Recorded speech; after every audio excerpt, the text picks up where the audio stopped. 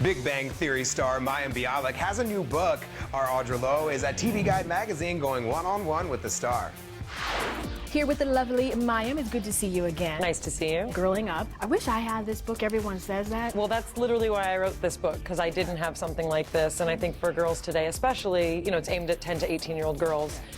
There are a lot of different pressures. There are a lot of the same pressures, but there are a lot of different pressures. And I really wanted to address that for a 21st century audience. I love it. And you have a background, obviously, in science. Where did you get the idea, though, to mix that background with this to come up with this book? So honestly, the way this book came about is related to Big Bang Theory, and I had written an article about the episode of Big Bang where Amy and Sheldon have coitus for the first time, and I wrote about what it's like to play a late bloomer on television and the fact that I was one in real life. And an editor from Penguin reached out to me and said, I saw your Grok Nation article, and I love that you present kind of a conservative voice without it being like religious or political. Yeah. She said, would you write a book for girls with that voice? And I said, well, that sounds really neat, but how about if I also combine my science background and really explain why people are late bloomers? What does that mean? You know, and what is the whole female experience like from kind of a scientific and psychological perspective? Speaking of growing up and Big Bang, Amy and Sheldon, the proposal happened, everyone's mouths were wide open. What would you like to see happen? It's such a hard thing to answer because I trust our writers so completely, and I don't know that they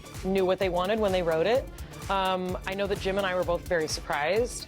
And, you know, I think the strength of our writers is that it could go either way. Well, you talk about being a late bloomer, but you definitely made up the difference with this book here, too. Thank you.